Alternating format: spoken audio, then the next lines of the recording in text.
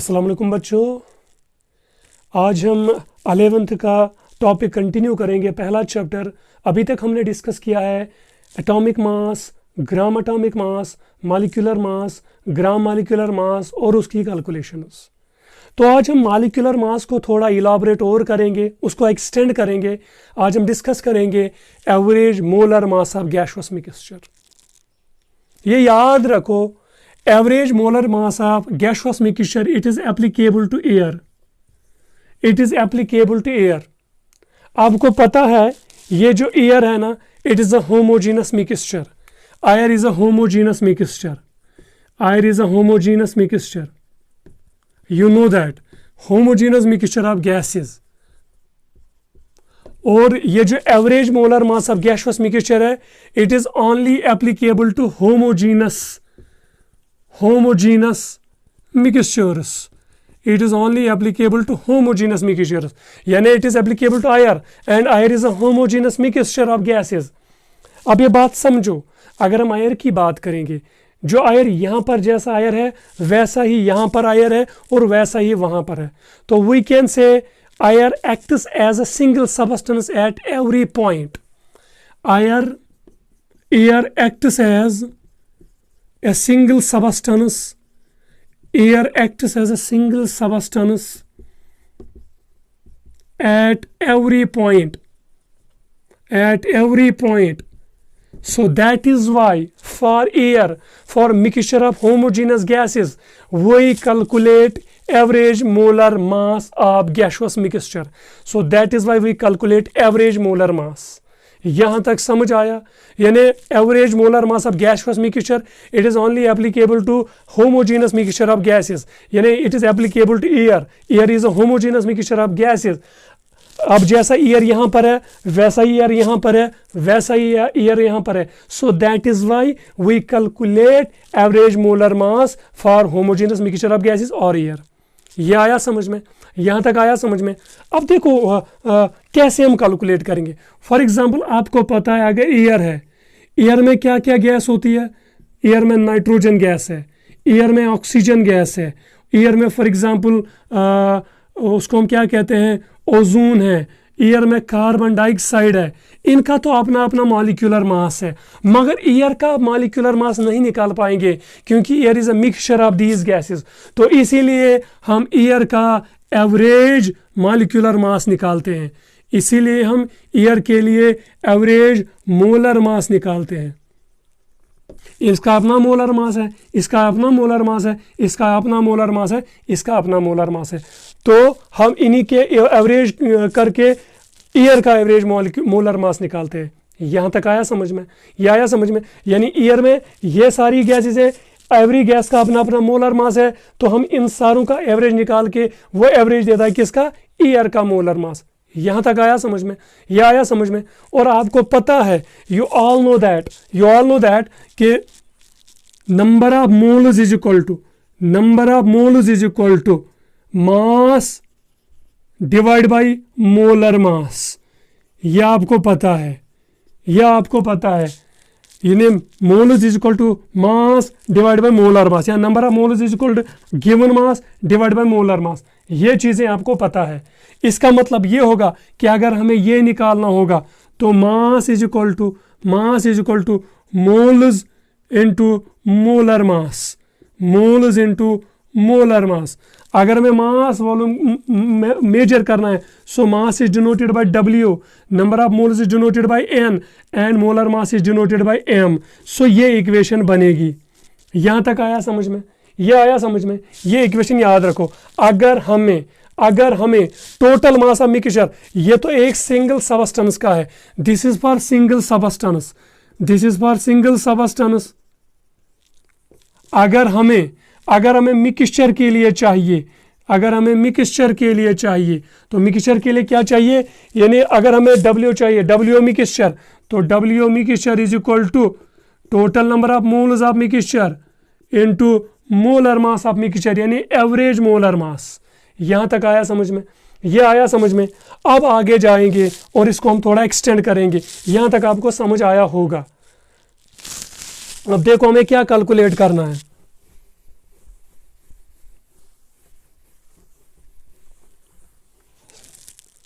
अब एग्जाम्पल देखो, कोई मिक्सचर है हमारे पास, मिक्सचर ऑफ 2 गैसेस और मिक्सचर ऑफ 3 गैसेस और मिक्सचर ऑफ 4 गैसेस। सपोज हमारे पास है गैस 1 और गैस 2 का मिक्सचर, यानी gas 1 and gas 2 forms this mixture. और इस मिक्सचर का हमें क्या निकालना है? Average molar mass, average molar mass, average molar mass of mixture, average molar mass of mixture हमें निकालना है, यानी average molar mass of mixture निकालना है। सपोज इसका मोलर मास है m1 और इसका मोलर मास है m2, यह आपको पता है। और सपोज इसके नंबर ऑफ मोल्स है n1 और इसके मोल्स है n2। मोल्स बोलो या मोल परसेंट बोलो, और यह है मोलर मास। अगर हमें इसका मास निकालना होगा, इसका मास निकालना होगा, so mass is equal to m1 into n1, यही आएगा ना, क्योंकि अभी हमने किया था ना कि number of mole is equal to given mass divide by molar mass. अगर हमें ये मास निकालना होगा, या इसको हम स्मॉल m से भी डिनोट कर सकते हैं, अगर हमें ये निकालना होगा तो वो किसके बराबर होगा? m is equal to n into capital m, या यहाँ पर w होगा तो w is equal to n into m। अगर ये w1 होगा तो ये होगा n1 m1। इसी तरह यहाँ m1 n1, यानी m1 n1, m1 n1 is the mass of this gas. यहाँ तक आया समझ में? इसी तरह अगर इसका मास निकालना होगा, वो होगा बराबर m2 n2। यहाँ तक आया समझ में? यह आया समझ में? अब देखो इस मिक्सचर का एवरेज मोलर मास कैसे निकालेंगे, यानी average molar mass of mixture is equal to m1 into n1 plus m2 into n2 divide by total number of moles n1 plus n2, या total number of mole percent. तो ये equation बनेगी average molar mass of mixture. अगर 2 gases का mixture होगा, अगर 3 gases का mixture होगा, फिर प्लस होगा यहाँ पर m3 n3 और यहाँ पर आएगा n1 plus n2 plus n3। यहाँ तक आया समझ में गोपर? यहाँ तक आया समझ में? यहाँ तक स्क्रीनशॉट उठाओ, इस पर हम फिर क्वेश्चन करेंगे।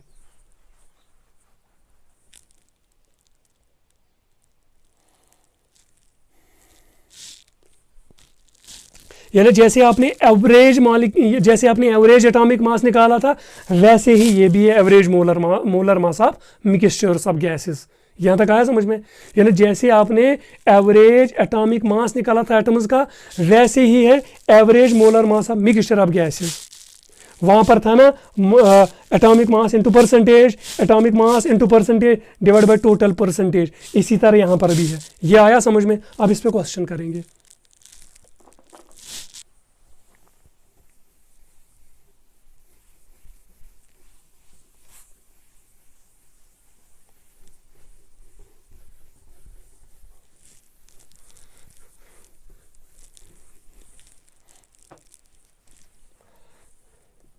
Question: calculate the average molar mass or molecular mass of a gaseous mixture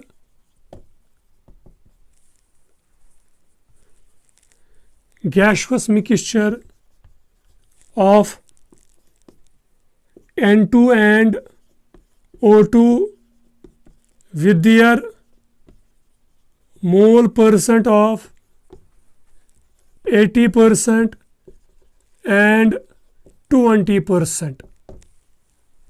चलो करो ये क्वेश्चन।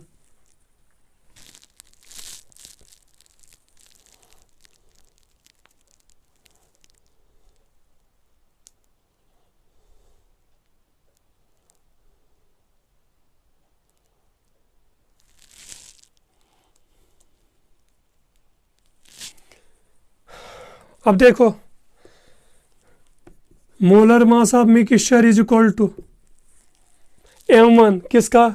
n2 का, यानी मोलर मास ऑफ n2 किसके बराबर होगा? n plus n, 14 plus 14 is equal to 28 gram per mole. यही है ना?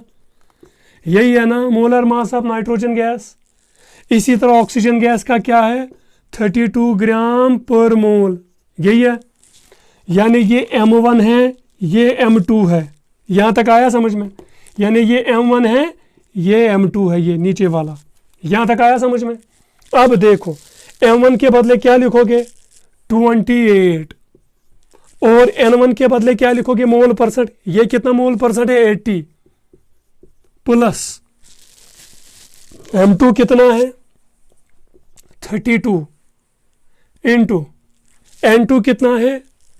20% डिवाइड बाई 80 प्लस 20 100। वैसे ही जैसे एवरेज एटॉमिक मास निकालते थे वैसे यही है। यहां तक आया समझ में? अब यहां पर मल्टीप्लाई करो, इसको मल्टीप्लाई करो, फिर ऐड करो। यहां पर निकलेगा average molar mass of gaseous mixture nitrogen and oxygen का 28.8। यह आया समझ में? तो ये निकलेगा इसका आंसर। करो जल्दी।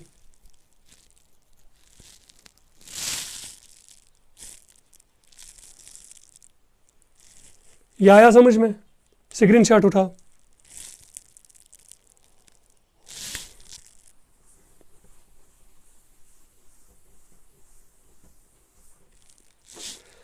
Calculate average molar mass of gaseous mixture of N2 and O2 with mole percent of 80% and 20%। और आपको पता है कि नाइट्रोजन का मॉलिक्यूलर मास है 28 और ऑक्सीजन का है 32, फिर इसकी परसेंट है 80 और ऑक्सीजन का परसेंट है 20। तो यहाँ से इस इक्वेशन में इस्तेमाल करो तो यहाँ से आंसर निकलेगा 28.8 is the molar mass of the gaseous mixture. यहाँ तक आया समझ में? अब और एक क्वेश्चन करेंगे।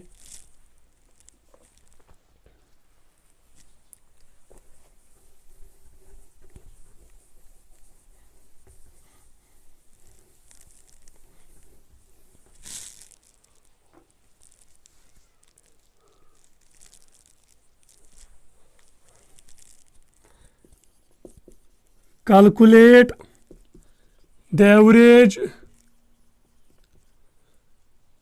molar mass of N2 and SO2 mixture with molar ratio of 2:1। करो जल्दी।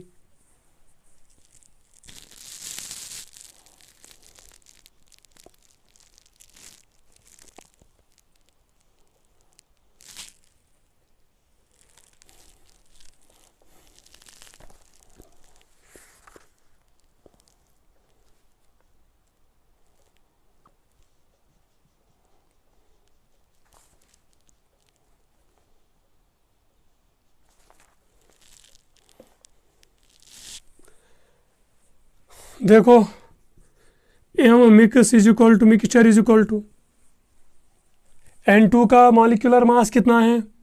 28। इसका मोलस कितने हैं? Molar ratio into 2 plus M2 कितना है? SO2 का मॉलिक्यूलर मास कितना है? SO2 इसका है 32, दो ऑक्सीजन का 32, वो किसके बराबर बनेगा?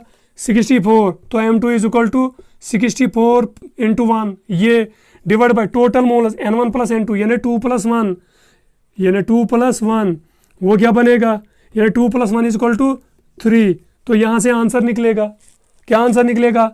M mixture is equal to gaseous mixture is equal to 2 8 16 5 64 divide by 3 10 12 divide by 3 340।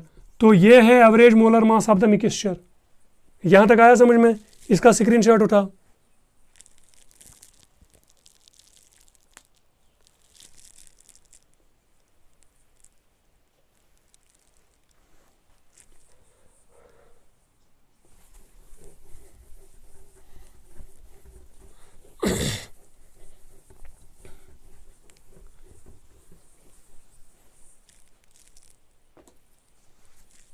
लिखो question. The molar composition of a gaseous mixture of O2 and O3 with average molar mass of with average molar mass of 40 will be, यानी हमें composition दिखानी है, molar composition या percentage किसकी, O2 and O3 की, और molar mass of the mixture किसके बराबर है, 40। तो करो ये क्वेश्चन जल्दी।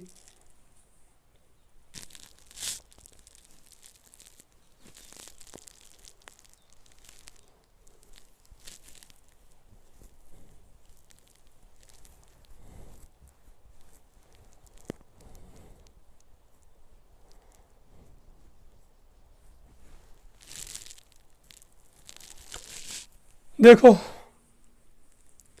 क्वेश्चन समझो, मिक्सचर किसका है, O2 एंड O3 का, यानी मिक्सचर है O2 एंड O3 का। निकालना क्या हमें इनकी, मोल परसेंटेज बोलो या अबंडेंस परसेंटेज निकालनी है इनकी।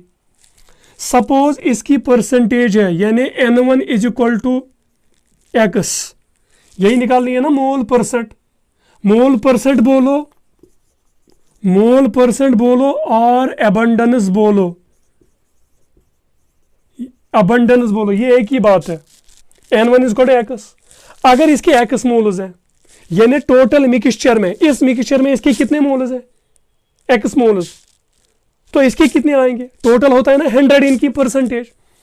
देखो परसेंटेज होती है ना इनकी टोटल 100 में से इसके कितने मोल्स है, एक्स या एक्स परसेंट, और इसका क्या आएगा 100 माइनस एक्स, यही आएगा ना। और इसका मोलर मास क्या है M1 और इसका मोलर मास क्या है M2, यही है ना। तो इसका टोटल मास क्या आएगा, इसका टोटल मास यानी जिसको हम कहते थे W या M क्या, तो W1 इज इक्वल टू, यानी इसका क्या आएगा W1, वो आएगा बराबर N1 इंटू M1 या M1 इंटू N1। अच्छा M1 तो दिया है, N1 किसके बराबर है, X के बराबर, यही है ना। देखो 100 में से 100% में O2 के मोल्स कितने हैं, या O2 के मोल परसेंट कितने हैं X, O3 के मोल परसेंट कितने आएंगे 100 में से, यानी 100 माइनस X जो बचा। यह आया समझ में, यानी ये N1 है, ये फिर N2 है। यह आया समझ में, इसका मोलर मास है M1 और इसका मोलर मास है M2। और आपको पता है ना कि मास इज इक्वल टू, जैसे moles is equal to mass divide by molar mass, तो ये मास निकालने के लिए हमें क्या होगा N इंटू एम या M इंटू एम। तो इसी तरह इसका मास निकालने के लिए, इस गैस का मास निकालने के लिए वो क्या आएगा M1 इंटू एक्स, क्योंकि N1 है ना X के बराबर। इसका किसके बराबर निकलेगा, इसका निकलेगा बराबर M2 इंटू 100 माइनस एक्स, यही है ना, यही आएगा। मगर इसका M1 किसके बराबर है 32 के बराबर, और इसका M2 किसके बराबर है 48, क्योंकि इसमें है ना 2 ऑक्सीजन है 16, 2 ऑक्सीजन हुआ ना 32, इसके 3 ऑक्सीजन है वो 48, यानी M1 is equal to 48 and M2 is नहीं, M1 is equal to 32 and M2 is equal to 48।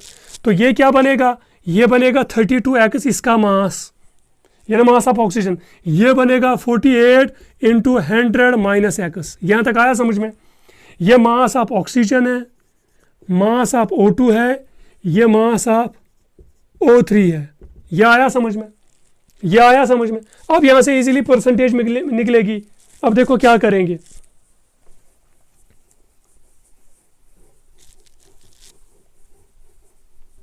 आपको ऑलरेडी पता है ना कि average molar mass of mixture is equal to M1 N1 plus M2 N2 divide by N1 plus N2, यही है ना। M1 N1 किसके बराबर है, M1 N1 किसके बराबर है 32x प्लस M2 N2 किसके बराबर है, M2 N2 है ना, ये M2 है, ये N2 है ना सारा, 48 इंटू 100 माइनस एक्स। यहां तक आया समझ में, यह आया समझ में। N1 प्लस N2 किसके बराबर होता है हमेशा 100 is equal to molar mass of mixture कितना है 40। तो यहां से आंसर निकलेगा। यह आया समझ में। अगर फिर भी समझ नहीं आया मैं दिखाऊंगा, तो यह आंसर निकलेगा। यहां से फिर एक्स निकालो, एक्स खुद ब खुद निकलेगा। यह आया समझ में। समझो समझो चीजों को, देखो गोबर, पहले मेरी बात सुनो, सुनो बात। यह कहता है कि molar composition of O2 and O3 कितनी है जब molar mass of mixture is 40। समझो चीजों को, समझो। मेरे पास एक मिक्सचर है गैस का। मिक्सचर क्या है? मिक्सचर है O2 का और O3 का। इसका मोलर मास आपको पता है 32 है। इसका मोलर मास है आपको पता है, यानी मोलर मास इसका पता है आपको है 48। Total number of moles of mixture O2 plus O3 किसके बराबर होगा 100। 100 में से एक्स कितना, ये कितना होगा O2 यानी मोल परसेंट। मोल परसेंट इसकी किसके बराबर होंगे एक्स के बराबर समोज, यानी 100 में से इसके मोल कितने एक्स और इसके कितने मोल परसेंट आएंगे 100 माइनस एक्स। यही आया। तो इसका टोटल मास क्या आएगा ऑक्सीजन का, वो आएगा ना 32 एक्स, और इसका टोटल मास क्या आएगा 48 इंटू 100 माइनस एक्स। अब इक्वेशन इस्तेमाल करो। Molar mass of mixture is equal to molar mass of mixture is equal to M1N1 plus M2N2 divide by N1 plus N2। यही थी ना इक्वेशन। M1N1 है ना इसके बराबर, क्योंकि M1 into N1 is called mass of one component, M2N2 is called mass of second component, mass of first component is 32x। यह आएगा 32x प्लस M2N2 किसके बराबर है 48 into 100 minus x divide by 100 is equal to molar mass of mixture किसके बराबर है 40 के बराबर। यहां तक आया समझ में।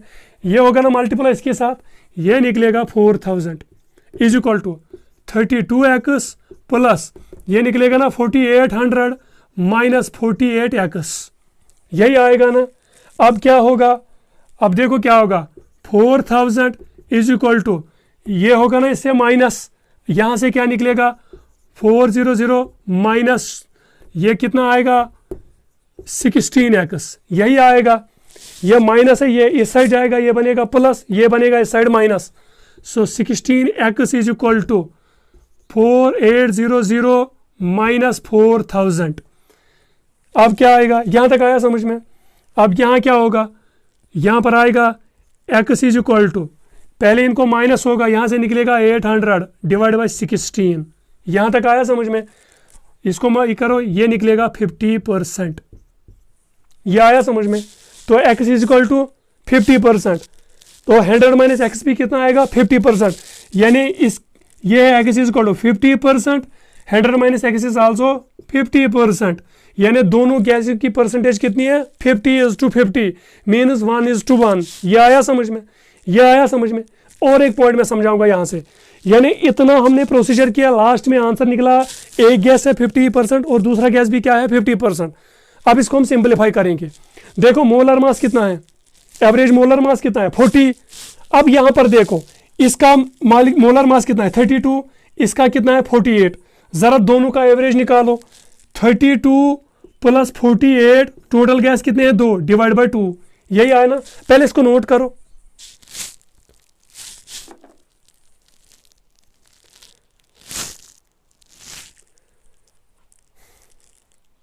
देखो O2 की परसेंटेज कितनी निकली 50%, O3 की 50%, 100 माइनस एक्स इज आल्सो 50%। अब समझो इतना प्रोसीजर करके आंसर निकला ये 50%, ये 50%। अब शॉर्टकट, इसका मोलर मास क्या है 32, इसका मोलर मास क्या है 48, इन दोनों का एवरेज निकालो। अब वो क्या होगा 8 plus 2 is equal to 10, 4 plus 3 7 80 divide by 2, ये किसके बराबर निकला 40। जब एवरेज मोलर मास होगा और एवरेज ऑफ मॉलिक्यूलर मास क्या होगा इक्वल, तब दोनों की परसेंटेज होती है इक्वल। यानी मोलर मास के एवरेज मोलर मास कितना है 40 और दोनों का एवरेज मोलर मास ऐड करके कितना निकाला हमने 40। जब एवरेज मोलर मास और average of the molar mass of the 2 gases या 3 gases is equal, then the percentage of the gases will be 1:1 और 50% to 50%। तो यहां पर एक नोट लिखो, नोट, पहले ये पॉइंट भी लिखो फिर नोट लिखेंगे। नोट लिखो, लिखो note, if molar mass of mixture is equal to average of molar masses of gases in a mixture, then their composition is always 50% is to 50% और 1:1 रेशो में। ये पॉइंट हमेशा के लिए याद रखो, इतनी बड़ी कैलकुलेशन करने की कोई ज़रूरत नहीं है।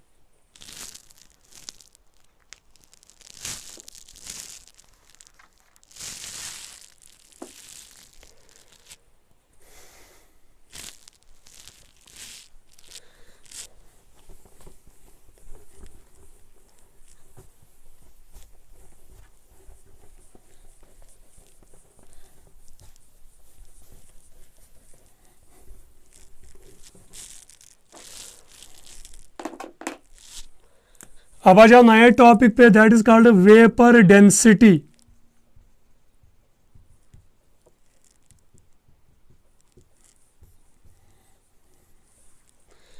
पॉइंट याद रखो, vapour density it is applicable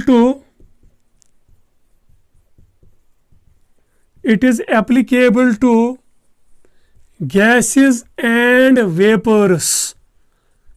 ये खाली किन के लिए एप्लीकेबल है? गैसेस एंड वेपर्स के लिए। ये लिक्विड्स और सॉलिड्स के लिए एप्लीकेबल नहीं है। दूसरा point, it is relative density. It is relative density. ये रिलेटिव डेंसिटी है तो इसका मतलब इसका कोई यूनिट ही नहीं होगा। जैसे एब्सोल्यूट डेंसिटी का यूनिट है केजी पर मीटर क्यूब या केजी पर लीटर या ग्राम पर एमएल, इसी तरह इसका कोई यूनिट नहीं है। यहां तक आया समझ में? यानी डेंसिटी और एक चीज है, रिलेटिव डेंसिटी और एक चीज है। यहां तक आया समझ में? अब देखो वेपर डेंसिटी किसको कहते हैं। लिसन बेटा केयरफुली। फॉर एग्जांपल ये कंटेनर है, इसका वॉल्यूम स्पेसिफिक है, कंडीशंस भी स्पेसिफिक है। इसमें हमने हाइड्रोजन गैस भरा इस कंटेनर में, यानी ये कंटेनर है,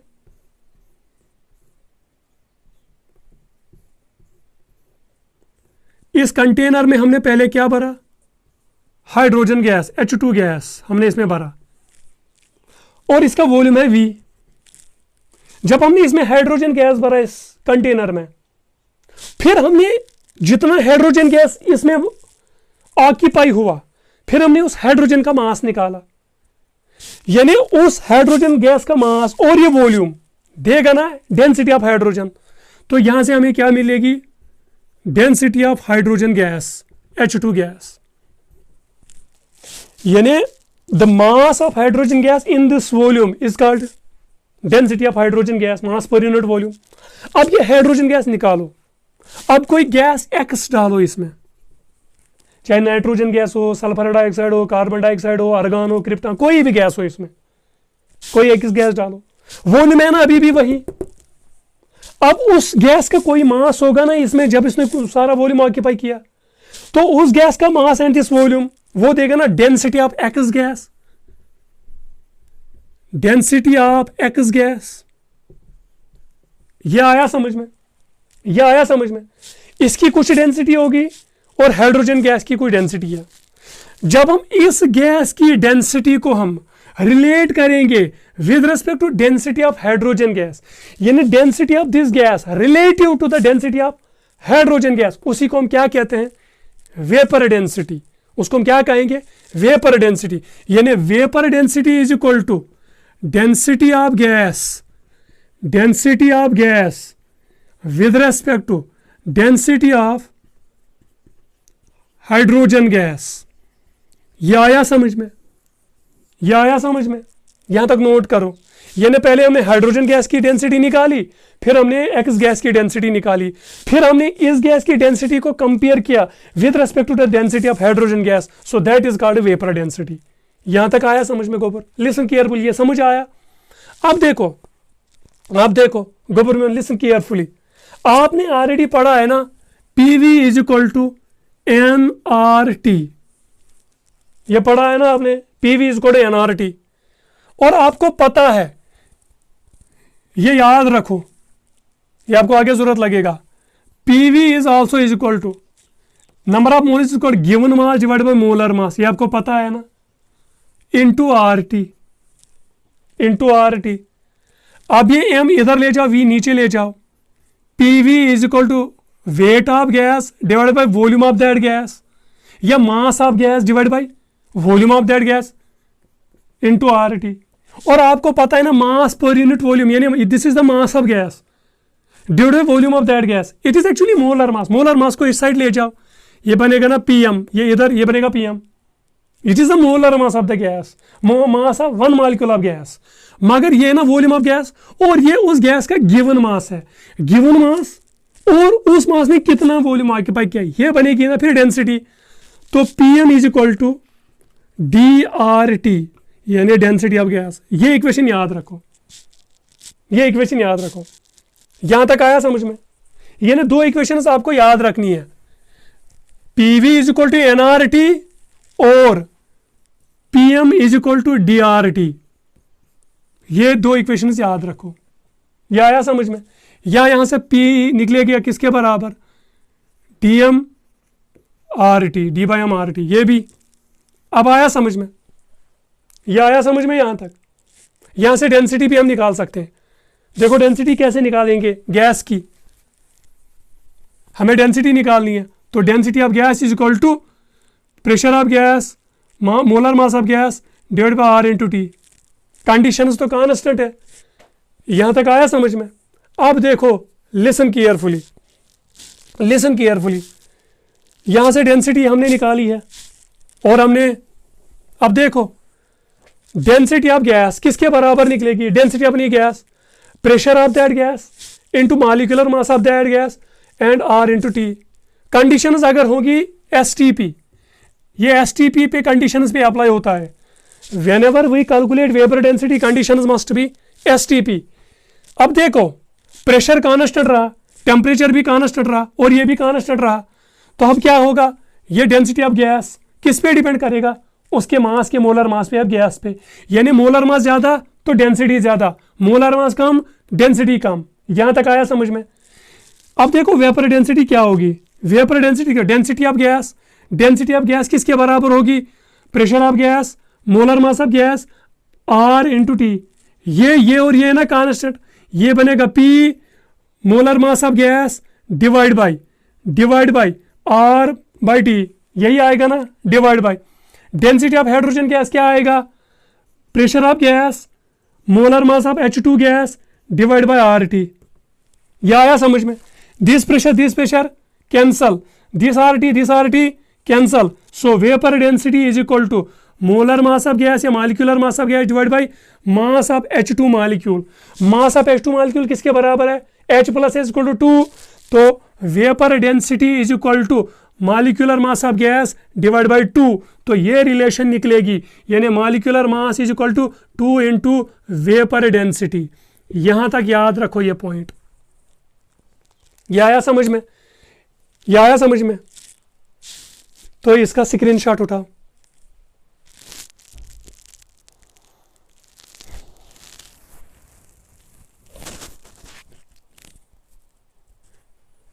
तो चलो बाकी इस टॉपिक को हम कंटिन्यू करेंगे अगले लेक्चर में। Till then good bye.